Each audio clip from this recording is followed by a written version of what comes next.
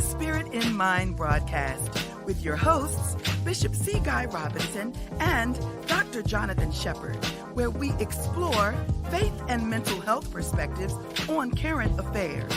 Let's get into today's discussion with the Spirit in Mind. Well, great day, everyone, and welcome to Spirit in Mind, where we discuss current events with faith and mental health perspectives. I'm Bishop Guy Robinson, and I count it a blessing, as always, to be able to spend this time with our Spirit in Mind family, and grateful for Dr. Shepherd. Good day, Dr. Shepherd. Yes, good day, Bishop. How has everything been for you this week? Things have been okay for me, up and down, traveling back and forth to a conference, and but thankful for travel mercies. And it's been a tough week, and I'm sure we're going to talk about that as we move further into this broadcast. But for all of you out there, I know this has been a difficult week for many of you all because of the events that have occurred over the last couple of weeks. But Bishop, I am here, and I am ready for our show. Absolutely, absolutely. And again, we welcome our Spirit in Mind family. And so glad you're with us. We really are hoping you'll be a part of this conversation today. So we want to encourage you to let persons know, and feel free to share. You can join us in sharing this time of discussion, and letting people know, again, that it's time for Spirit in Mind. We're going to be talking about some things that we believe on certainly, again, in the thoughts and prayers of our nation and even our world. And so we'll be talking about that just by way of, for the sake of being thorough, in case there are any persons who are watching and joining us for the first time. We appreciate the power of connection.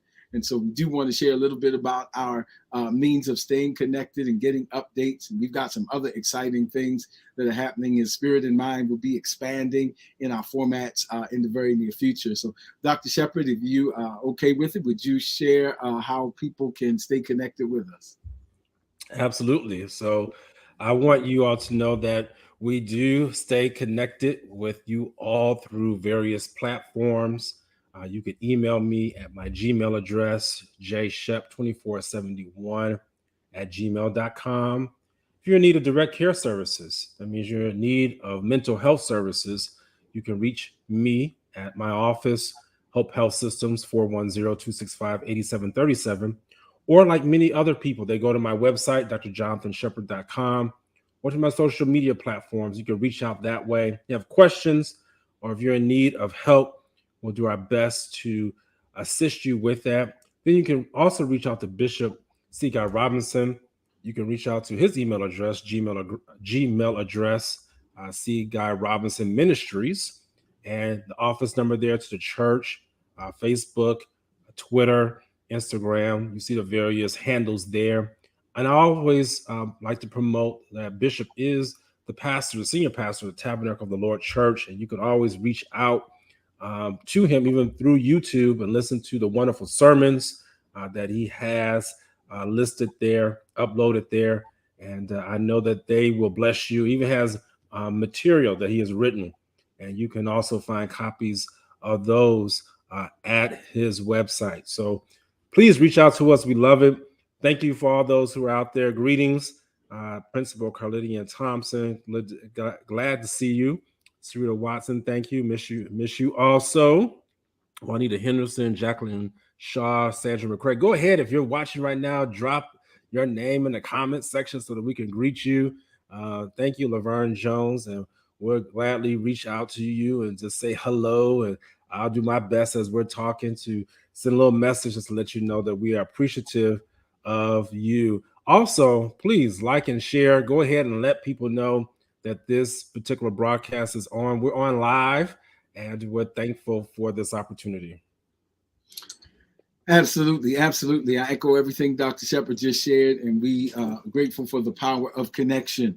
And so without further ado, we've been talking about, for the last several weeks, post-traumatic growth. As you know, there's post-traumatic stress, and then there's post-traumatic growth. And today, kind of wanted to really kind of insert a subject that is really related, because we are living, it can be argued that we're living in a season, an age even, some would say, of multiple emotional triggers, and even traumatic experiences and shared trauma. And we're watching things unfold in real time, and virtually in those spaces and places. And then we're empathizing because we're human beings, and though we are not literally going through that moment, we can imagine and put ourselves in that place, and we feel some kind of empathy on a humanistic level. So there's so many triggers and so many things that are going on, literally from the international level to the national to the local.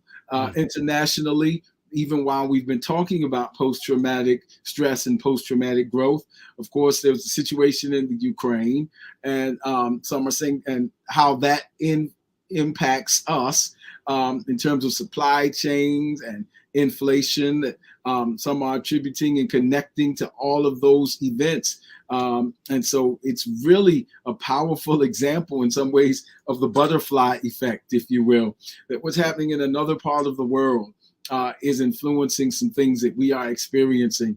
Then you add to that, to the inflation and to the gas prices, and to the international war level and things that are happening.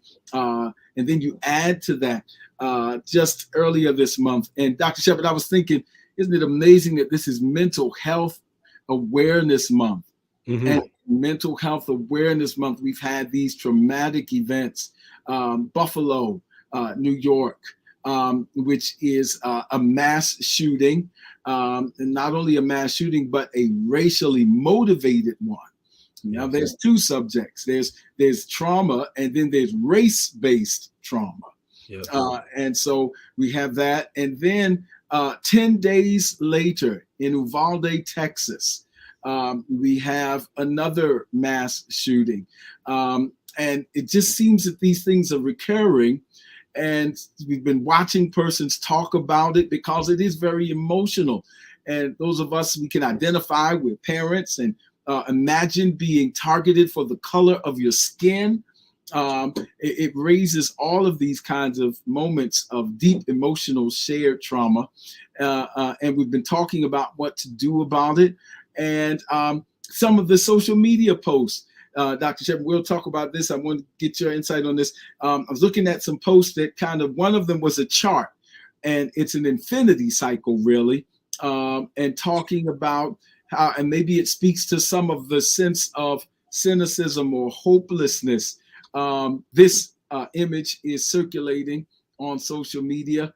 And you see the mass shooting, thoughts and prayers, Facebook debates, everyone forgets, Congress does nothing, crickets chirping, mass shooting.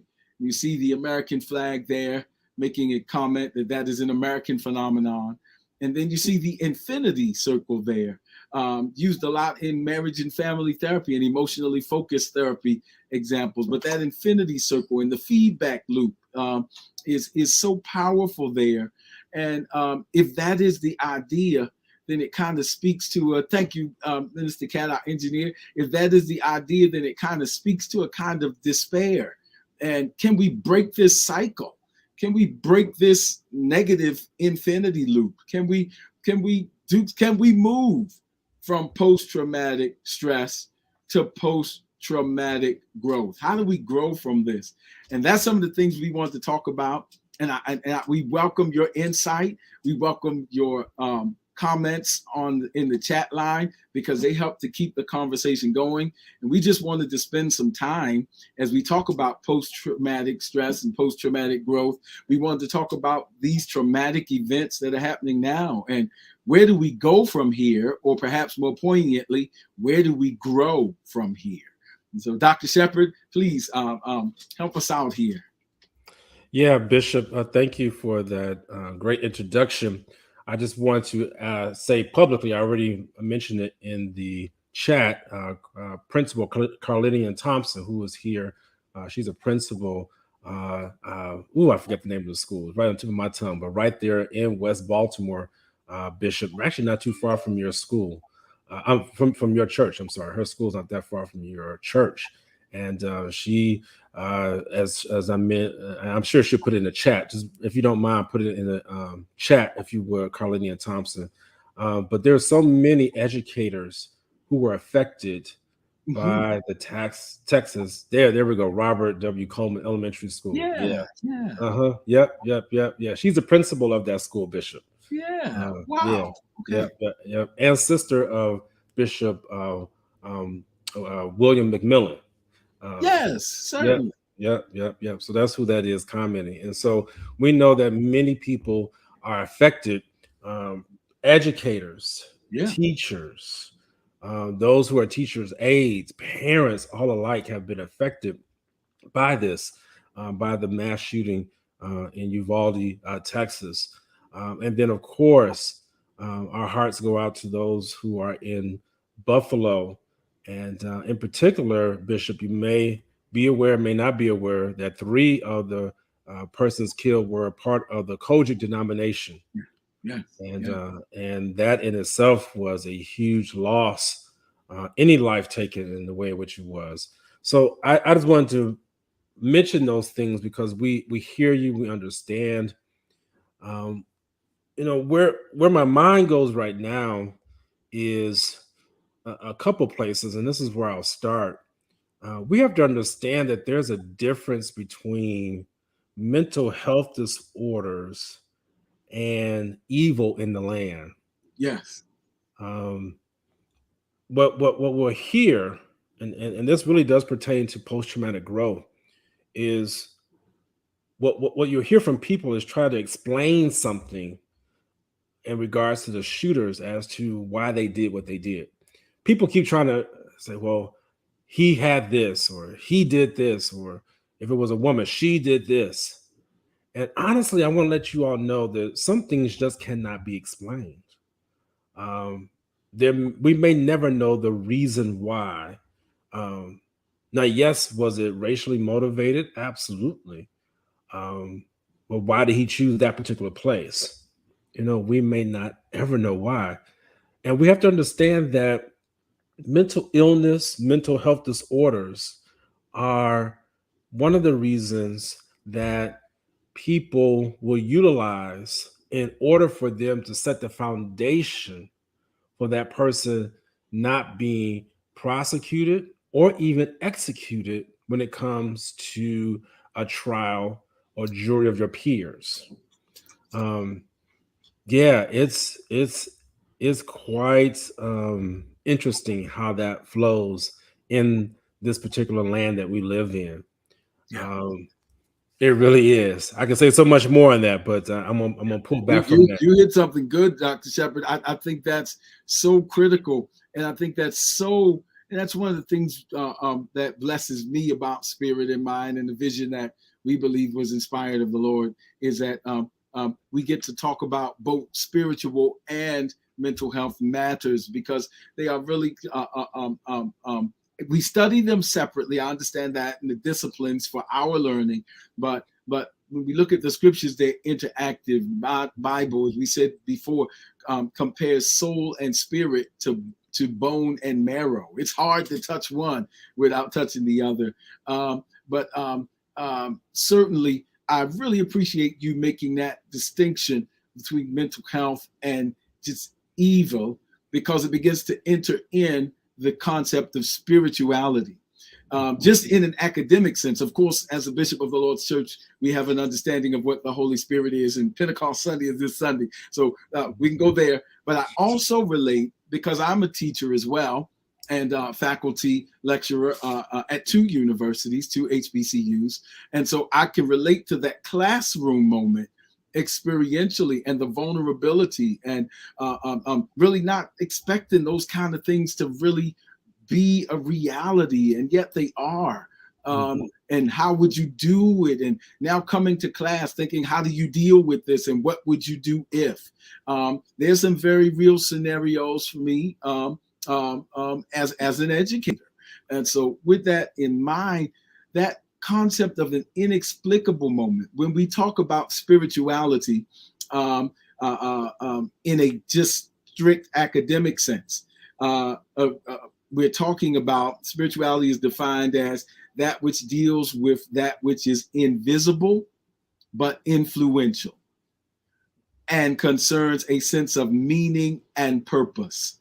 And whenever we're talking about meaning and purpose and talking about as invisible but influential forces, motivators, if you will, that spiritual dynamic forces, then we're talking about things that move us to act, that are intangible, ideological, spiritual. That's what we're talking about when we're talking in a generic definition of spirituality.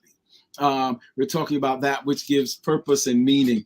And what you're saying is so powerful is that those things begin to get into the spiritual meaning and trying when we're searching for meaning and understanding. And so there's not just, I would argue, as a faith leader, there's not just a mental health crisis, because that's very true and very much a part of our conversation, but it's a psycho-spiritual problem. Again, because it's so intertwined. And so there is a spiritual reality here. And the scriptures are clear that evil is real. If we don't believe that, then we would have a problem with the scriptures, because Jesus himself said, I beheld Satan. Jesus said, I saw him. Jesus said, I saw him fall. And Jesus said, the scriptures, he comes into the wilderness and begins to have these moments. And the scriptures say, Paul said, we should not be ignorant concerning his schemes or devices. And so these things are very real.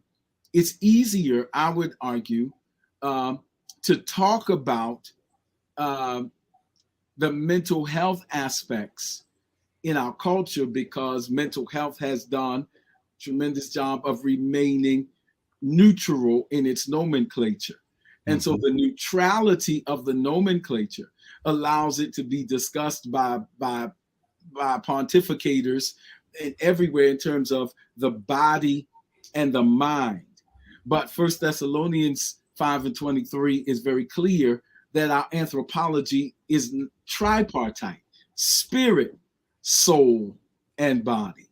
And so if we don't get this spiritual component included in the conversation, and then we'll just be talking about mind and body.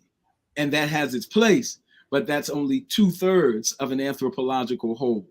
And so we kind of want to talk about all of it. We're not dismissing any of it. But if we're going to be holistic in addressing it, then we have to address all of those issues. And that's why I appreciate you talking about the concept of evil into the equation. Absolutely, because we have to remember that there is a difference between distressed and disordered. So people who are disordered mentally, they're unable to function properly. These are the people who are typically going to be the victims of those who take advantage of them. So mentally disordered people are more commonly than not the victims as opposed to the aggressors. We must remember that. If you're dealing with a mentally disordered person, they're normally the ones who are going to fall prey to someone who will manipulate them, someone that will abuse them, whether it be physically, verbally, or sexually. And if they're going to be aggressive, they normally act on themselves. There's normally an inward struggle within their own selves where they end up maybe hurting themselves or even taking their own life. The data continues to show that. The data has not changed. We must remember that. And that's very important as we move forward in seeking some of the answers to some of these crimes and massacres that we have witnessed. Now, distressed people are those who are ones who are in the middle of a issue that has just overwhelmed them. All right.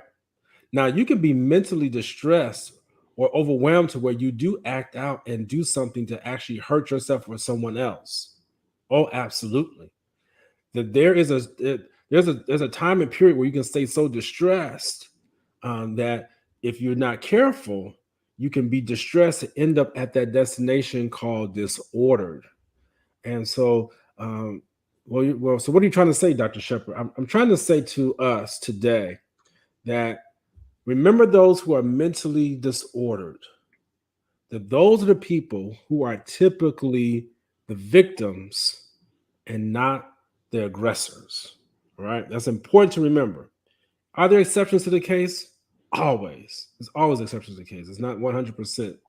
But typically, more commonly, and I have to remind people about that, because when people see someone who's mentally actually disordered, they think that they may hurt them, or they may actually come out and abuse them, or do something that's horrible. And typically that's not the case. It's typically not the case. But when someone is distressed, sometimes we don't know what we might do. I don't know if anybody out there has ever been so distressed where you end up doing some things that you're not necessarily disordered. You're still functioning, but you're just so distressed. You just find yourself doing some things that you normally would not do. Right. And that is a possible place to be at, where you're so distressed and where you find yourself to do some things that you may not want to do or end up doing that you had not planned to do. So that's why it's very careful. That's why we have to be very careful what we say about people, and then we must also examine ourselves and see where we're at. So I'll put a pin there. But if we're going to also talk about some things that we can do, Bishop, we've got to make sure that as we move forward, that we're putting people in place in our local, state, and federal governments who understand the difference between mental health disorders and evil. I mean, it just, honestly, we've got to do that. And we've got to have people who can stand up and say to those who may not agree with us wholeheartedly, such as the NRA or some of these other lobbyists, let them know you can have your point, but it's not going to supersede what I know and what and what I stand for. I'll say it like this: the data has continued to show that there is no need for common citizens to carry semi-assault rifles. It doesn't. There is no difference. I mean, there is no need for that. There's no need for a person to have an AR-15 at 18 years old, and you're not involved in a war. I'm not getting into the Second Amendment that allows for people to bear arms. I'm not getting into that.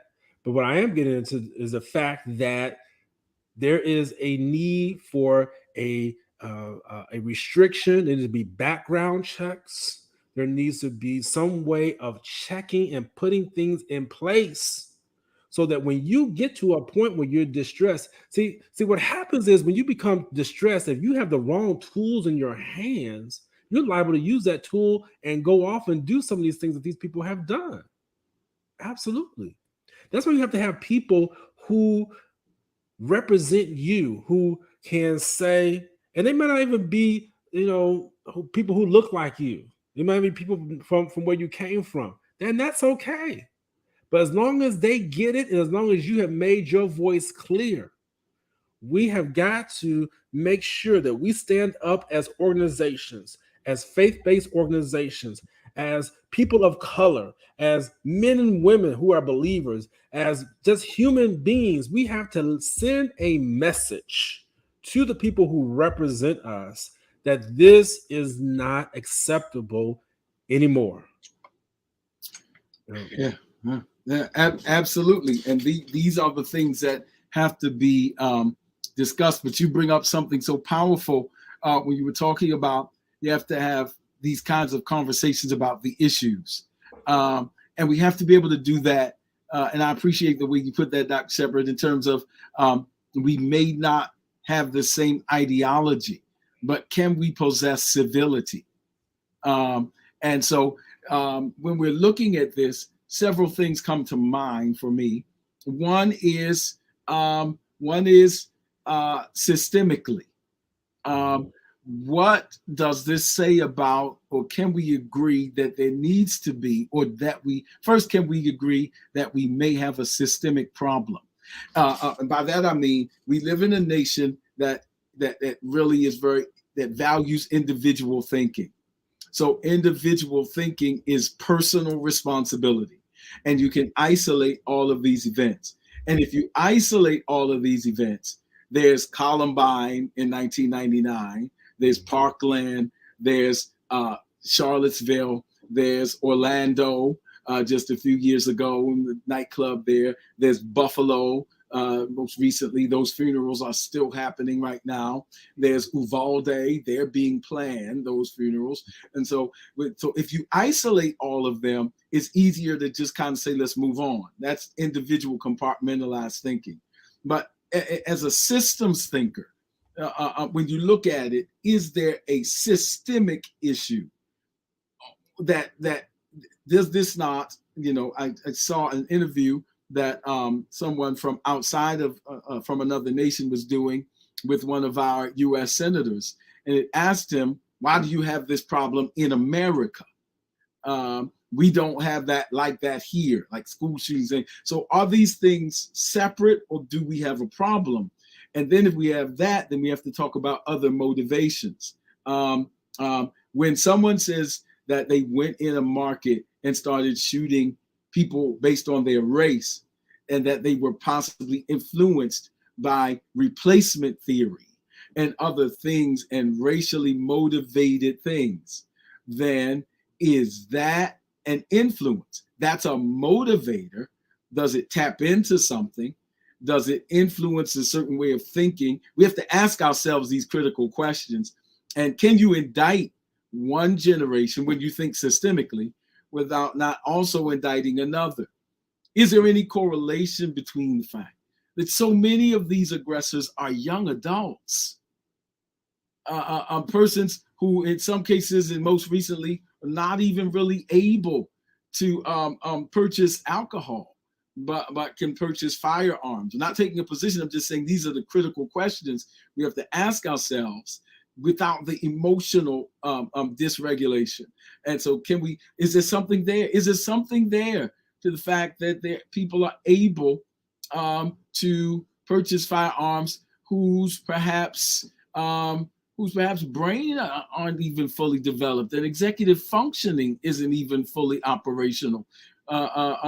Is there some connection? And we have to ask these kind of questions. So can we expect them to really have adult, mature coping skills? And what does the culture of incivility, when we see persons arguing and getting sound bites that insult even in our public officials, and they're modeling incivility and the inability to be bipartisan, as one of our readers said, the inability to do that without insult. And when we live in this insult culture, how much of that influences and models unhealthy interpersonal skills? So do we have any responsibility for that?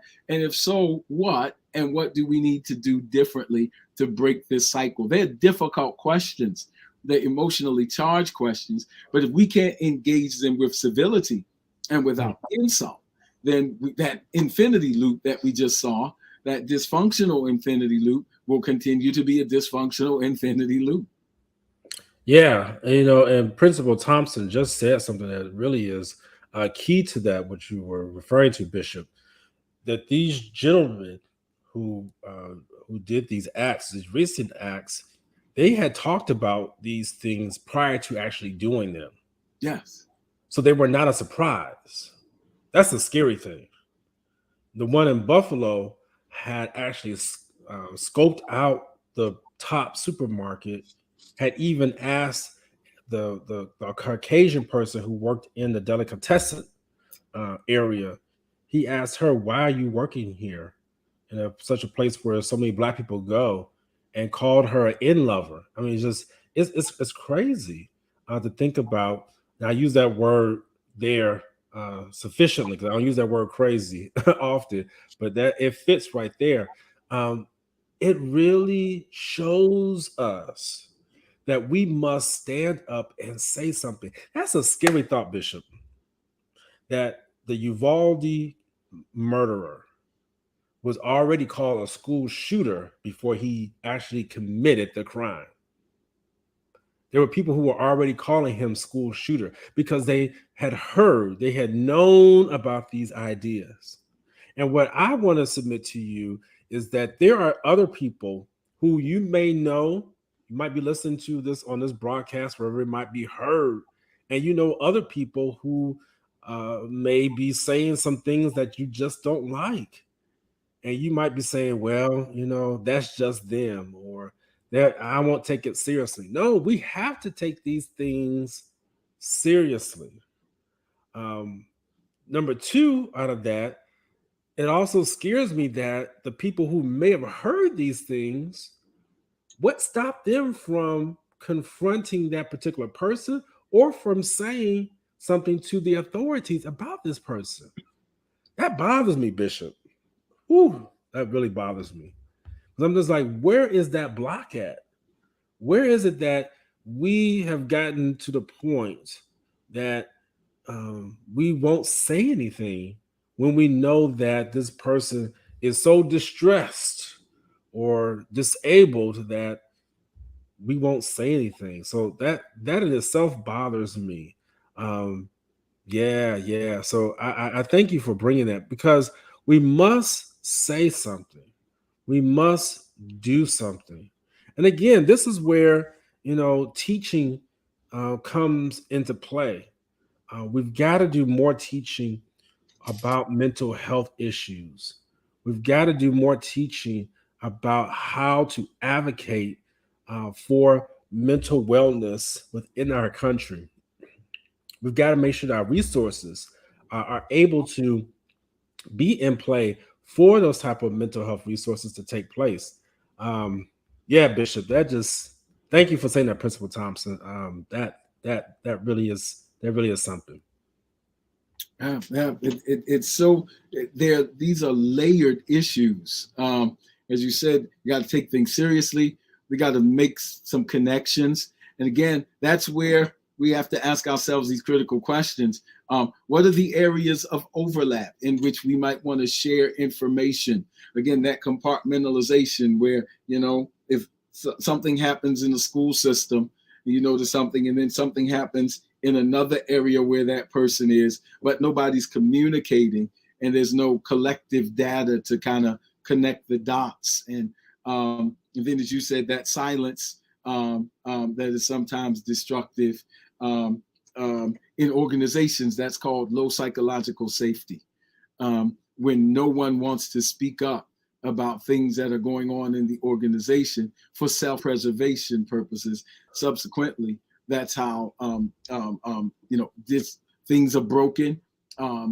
Cars are made with defects. Somebody sees something, but they don't say something because that low psychological safety. There's not a culture in which persons feel that if you see something, say something.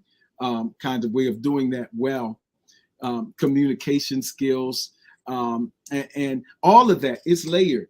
And I include I include that part about prayers as well. I'm not taking that out of the equation. I know in our frustration sometimes, you see posts that say tired of thoughts and prayers. I'm not taking that out of the equation. I don't think any person of faith can take that out. We're adding to it, but I think that's still the foundation. The scriptures don't say men should stop praying. The scriptures say men should always pray and not faint. And the effectual, fervent prayer of the righteous availeth much. It may be happening in spiritual realms where we're not aware of, but it can break strongholds. It can break hearts of people who have become recalcitrant and dug in on their positions. What changes a man's heart that was so gung-ho for this way, and then all of a sudden says, now I see? Boom. That's a spiritual matter. And so I just want to encourage us as believers who are watching not to stop praying. Don't cheapen the power of prayer, even as we add the addition of advocacy and action on human levels. But actually, I believe most people who are grammarians will go with me on this because it is grammatically correct. To pray is a verb. Grammatically speaking, it's an action word. And so it does produce effects if we believe the scriptures. That's right. Because the scriptures say, availeth much. And so we don't have to disparage the power of prayer. We don't have to disparage the power of the spiritual component of this, even as we add the psychological. We as believers can't fall into the same trap of compartmentalization and competition between things that were really meant to be in collaboration. So we can have faith and mental health. We can have prayer and advocacy. Because as Paul said to the church at Corinth, when we compartmentalize and choose our preferences and put the other down, it really is a sign of spiritual immaturity. The book of 1 Corinthians, Paul writes to the church, I hear that there are some of you who are saying, I prefer Paul. And there's others who are saying, I prefer Apollos. And Paul says that really speaks of your immaturity, because the truth is all things are yours. And you are Christ, and Christ is God's, which means you have access to Apollo's ways of thinking and his academia, and you have Paul's powerful preaching and miracle signs and wonders. You have the library and the prayer closet. You don't have to choose, use them totally. So we're not, I would encourage the church not to allow the wisdom of this world, which is foolishness to God, to take out the power and the efficacy of the intercession and the power of the church. God told Abraham, I'll spare the whole city if I can find just a few righteous folk. And so I still believe that there's power in prayer. We don't have to throw that away, because if we discard that and simply take on what we have achieved by human intellect, we become secular humanists. Mm-hmm. Man is the measure of all things, and I am, and it's all in me, and it's my power and my might. But no, we're not secular humanists if we're going to be the church. That's a part of it. So we can add the science, and we can add that. We can add the counseling. But it doesn't have to be, or the old adage used to say, don't throw out the baby with the bathwater. As he used to say, the effectual fervent prayers of the righteous still have power. And we're adding to that. Prayer gives the strategy. If we just begin doing stuff without spiritual consultation, then there is a way that seemeth right, but the end is destruction. And so we'll end up being busy without strategy, because prayer reveals the strategy, and nobody builds a house who's wise who doesn't first sit down and count up the cost. The prayer room and the prayer of the righteous and the thoughts and prayers is when we begin to think on these things before we act, so that our acting isn't senseless or just cathartic and done by our emotional pressures. So we got to add both, and we got to get mature enough to be able to function and enjoy both. We are beings of spirit, soul, and body. And so that's why we try to do spirit and mind, because it's not either or, it's and both. All things are yours, because you serve the God who has given us all these resources. And so I think it's going to take that kind of collaborative effort. What we teach, what we demonstrate, safety precautions, advocacy on different positions, bipartisan working together is going to take. But what won't work is if we all compartmentalize and go into our silos, and that cycle will continue to go uninterrupted. Yeah, Bishop, and that's what we're seeing in Congress. They're compartmentalizing every particular issue. I would even submit to you, there's some Republicans who actually do believe in some of the things that are being submitted by their counterparts in the Democratic Party, but because they don't want to be seen as an outlier, people are scared to stand up for things that they really do believe in. And we've seen that continually occurring in our governments, just because they are, or that may be a particular party, and they say, well, I can't do this, or I can't believe that. And it really does weaken our ability to get things done when we stay in our silos. That's what the enemy wants us to do. He wants you to stay in your silo so he can separate, he can isolate you. And that's what even these particular mass shootings do. I want to speak to this too, that those who are affected, which all of us have been affected by it, you must pray, as Bishop was just saying, but don't allow yourself to remain isolated because of these events. Bishop, I've been hearing that those up in Buffalo are scared to go out their houses. They're scared to go to the grocery stores. They don't want to leave home. And that top supermarket was the only supermarket in that area for about 2-3 miles, something like that. So, someone says a food desert. I think someone came behind and said, it can't be a food desert. It's just a desert means I forget how they said it, but it was greater than a food desert. But honestly, they would say it's a systemic issue there. People are just afraid. And what we have to be aware of, yes, these things are very troublesome.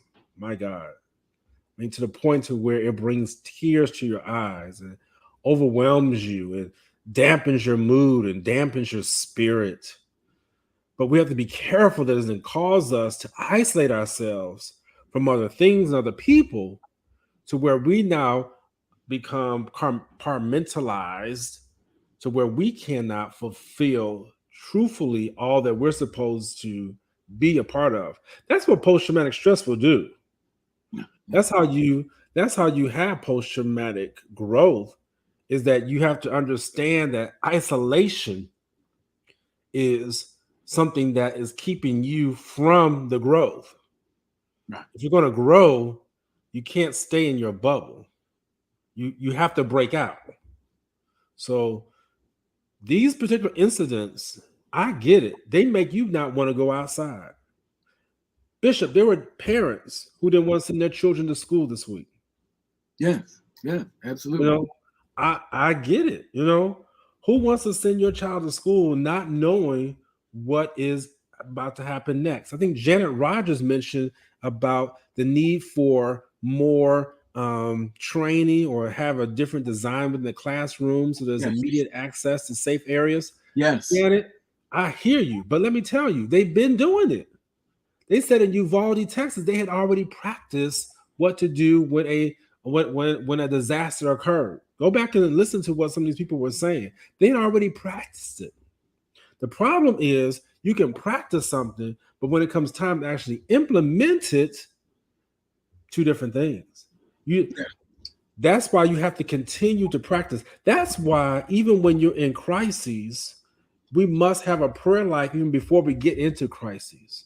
I'm not pointing a finger at anybody. I ain't trying to come down on anybody, but it's hard to start praying when you just get into crises.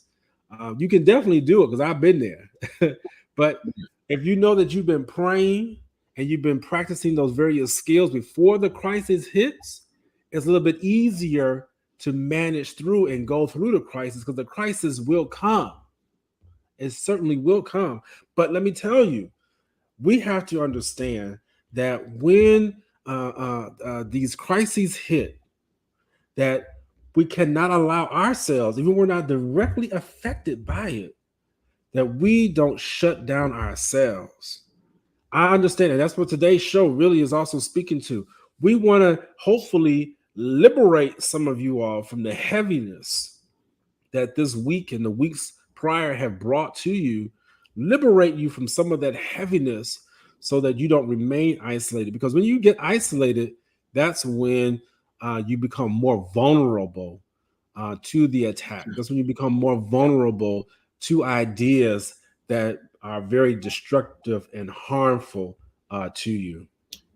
Hey, Dr. Shepard, I want to tag right there. That's because You talked about persons who don't even want to come out of their houses, and what that identifies, and we empathize with that, and we want to highlight that, because what that identifies theologically is now we're beginning. That's why it's called, well, let's go sociologically first. That's why some people refer to these as acts of domestic terrorism. Terrorism means exactly that. It inflicts terror, not just in the immediate event and moment, but after the event, it continues to resonate. And that is what we refer to theologically as, and Paul referred to as, the spirit of fear has now begun. Think about what that means, because we just said spiritual means invisible but influential forces. Just like the Spirit of God is the invisible but influential, active presence and power of God. When the Holy Spirit moves, we see evidence, signs, and wonders. But he himself, Jesus said, is like the wind that blows, no man sees it, but you see the effects of the move of the Spirit.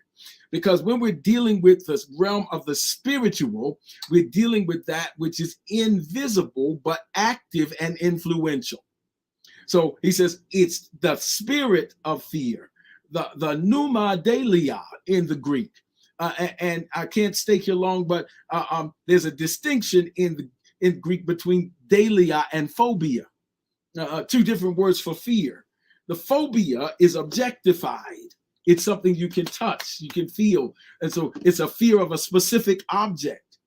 The delia is the timidity and the anticipation of something that has not happened, but in my mind, I've already begun to conduct myself and go through psychosomatic experiences as if it is happening.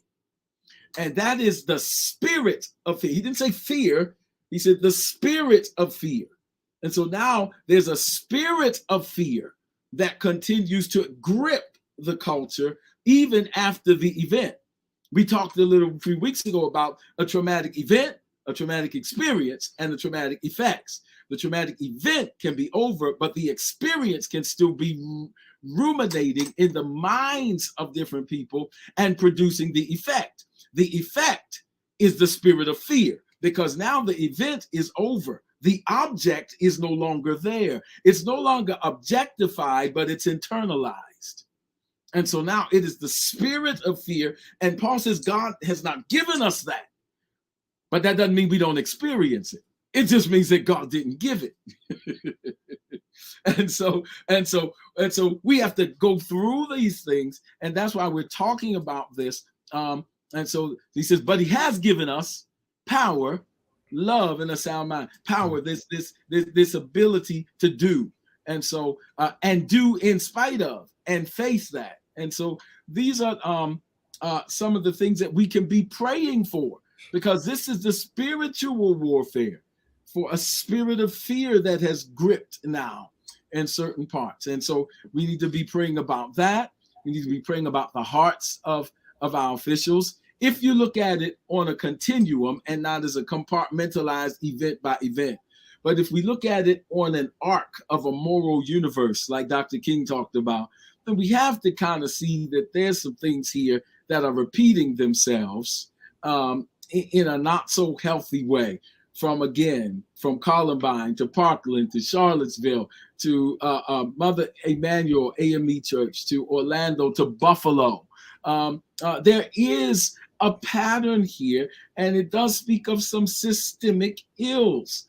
And so we have to acknowledge that and then begin to go through what we need to do to address that on multiple levels.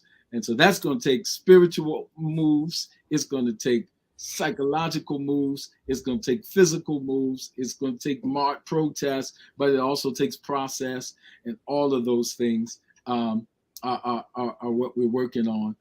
So, Dr. Shepard, that's just what's on my mind. Yeah. And so, I just have one more thing I want to say, and then I think we'll probably just be just about wrapped up. But I just want to speak to every Black person that's out there, and I need to do this because we are living in a day where we are marked people. We really are. We're marked people. And I want to encourage every Black person out there. And I'm specifically saying Black people because there really is no other race within our country that has suffered the likes of what we have suffered. You can't compare us to any other race. The only one that may come close is the American Indians. But even with that, it still is a toss-up. I want to encourage every Black person out there that God has us in mind. Well, why are you saying it like that, Shepherd? Because there have been so many different things that have occurred, as Bishop was just quoting the various massacres, the various incidences that have literally traumatized us. Racial trauma is real, you all, and is in full effect. And what I want to tell you is that even in the worst of the racial trauma that you may feel, God still has power over it, and he still sees you as the apple of his eye. You have to be encouraged as a Black person who lives in this country today. You really do. And Spirit and Mind is going to encourage you. I'm going to encourage you. You need to know that God still has you under his wing. He's got you covered. There's no person who's going to eliminate our race. I don't care if we're only 13% of this particular country. God is still in control. He's still omnipotent. He's still omniscient. He still is the one who gives life and who gives the authority. I have to encourage you on that, because let me tell you, Bishop, it gets like that sometimes. We wonder, like, God, what did we do to deserve this? I hear you. I hear you. And that's why I need to speak directly to you today to tell you God still loves you, favors you, is not biased against you. And yes, there are people out there who will want to eliminate us. That's just the truth and reality of it. But it won't work. It can't work because God won't let it work. All right. He created us. We are the workmanship. We are his workmanship. We are his people. And we are loved by him. Yes, you may be dehumanized. I know what it is to be dehumanized. And you need to make sure you take care of yourself during this time. Cut the TV off. Lord, that sounds so old. I said, cut the TV off, Bishop. Flip the TV. That was before my time, but I just remember my grandmother saying that. Cut the TV off. But turn off social media. Do those things that is necessary so that you can keep a healthy mindset as you go through it. Thank you for touching on that, because there's a spirit of fear, Bishop, that has crept in that will allow you to stay buried and stuck with where you're at. But thank you, Bishop, for reminding us that we've got power, love, and of a sound mind. So I want to speak to every Black person out there. I think I've done that, and I just need to say that for today. With that, I've said what I need to say today. Listen, I do want to talk to you about self-care a little bit. I came across this just a couple of tips from actually therapy for Black girls, but it does work for us as Black people and as people in general. Some suggestions of self-care when the news is difficult. And Dr. Shepherd may want to elaborate this in the very few moments we have left. But number one, and he just hit on it, that's what brought it to mind: unplug and filter, which means if you need to completely take a break from the news and social media for a minute, do that. It's okay. Put some limits in place. Don't watch videos. Read from sources you trust. I'm an educator, and I know fellow educators, we're always talking to our students about check your sources, cite your sources, make sure they are scholarly reviewed articles or whatever, because just because somebody printed it doesn't mean that it is accurate and that the methodologies are legitimate. And so check your resources and then unplug. Check enough to be aware, but don't meditate on it. Hallelujah. And so unplug and filter. Dr. Shepherd touched right on that. And so I just it brought that to mind. Feel the feels, which means allow yourself to feel it. This is a time that triggers many feelings. Look at our society. It's a time of graduation and a time of grief. People are celebrating in one part of the world and people are grieving in another. Even the school, Rob Elementary School, it's the end of the year. Some people, it's their time to graduate. But for others, this has been a tremendously grievous experience. And so how do you deal with both of those realities at the same time? It's a time of mixed feelings. And so feel that. Number 3, get support. Get support means make plans to spend time with loved ones. There's safety in a multitude of counsel. Talk to people. Have some good confidants that you can confide in.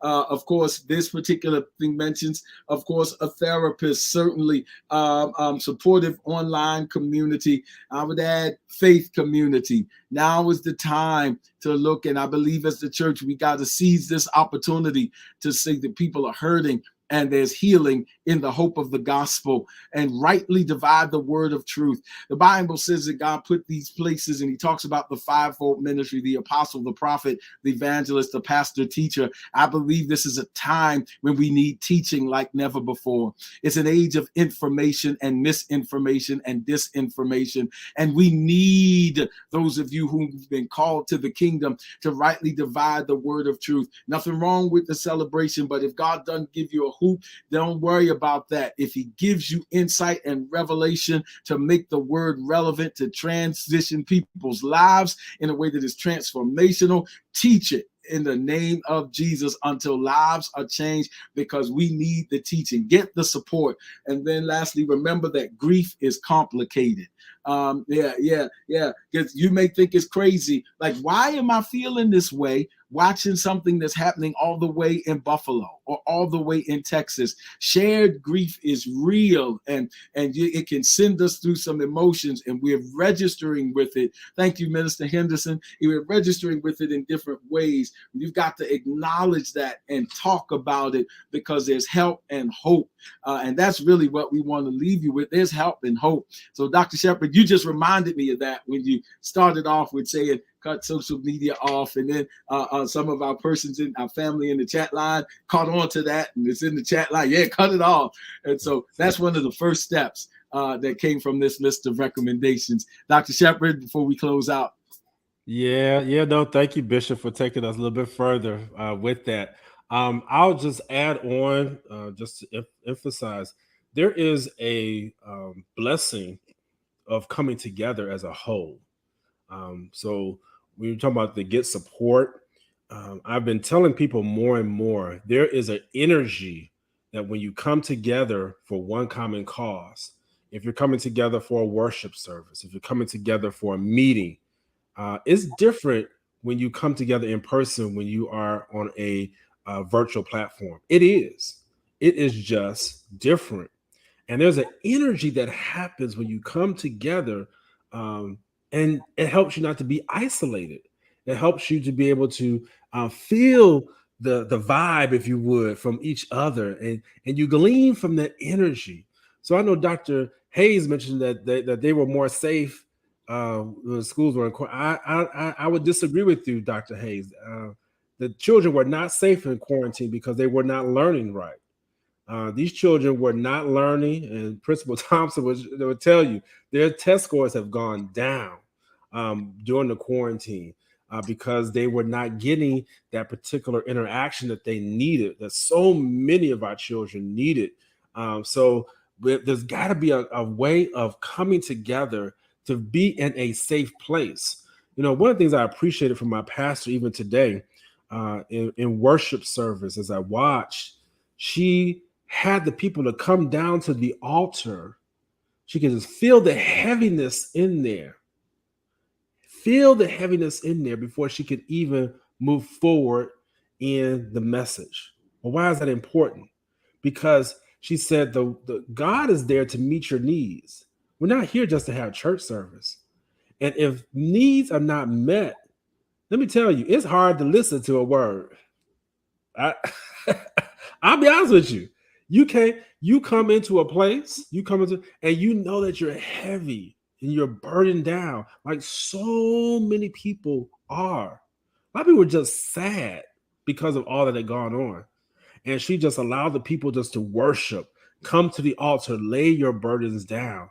But it was such a safe place where you could come and gather so you can let your thoughts out. We want Spirit and Mind to be that safe place in a virtual space, yes, where you can share what you're thinking, share what you're feeling, so that as you go through what you're going through, yeah, we're here to support you. We're here to let you know that you can make it. We're here to speak life into you, both from a spiritual and an emotional and mental perspective. So thank you, Bishop, for saying that, but never neglect the coming together of people who are like-minded for one purpose, because let me tell you, there is strength in unity. Absolutely. And that's so powerful. And that's what we're here for. Listen, there's help and hope. I know there's a lot going on, and I know there's a lot of triggers. And again, for some people, this is a celebratory time, and I appreciate our family that wrote that in the line. For some people, you can almost feel guilty about celebrating how God has blessed you. Listen, if God has blessed you, tell of it. Tell of how he's made ways and how he's opened doors. He's helped you get children through school. He's helped you finish school. He's helped you as a teacher, faculty, or staff member get through a difficult semester. Don't be ashamed to tell that, because all of these things are true. That's why we're talking about mixed feelings. All of those are true. Do not hang. If we learn nothing from Psalm 137, it says, Babylon is a bad place, but don't let it make you hang your harp on the willows. Oh my goodness. Don't lose the Lord's song in this strange land.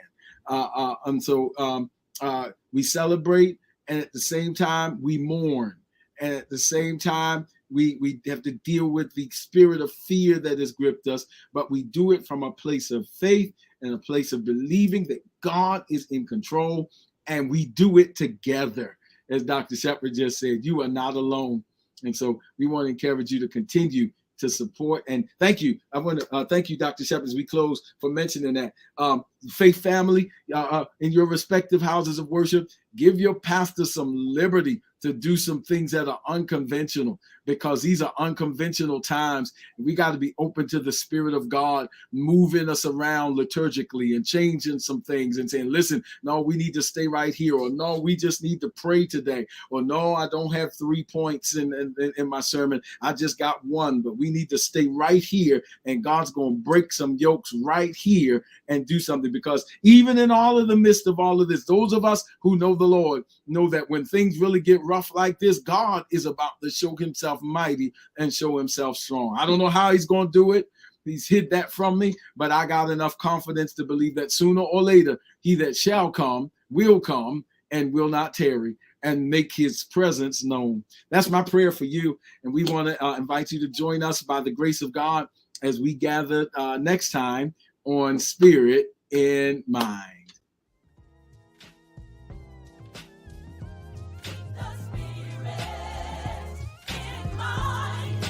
Don't forget to follow us on social media.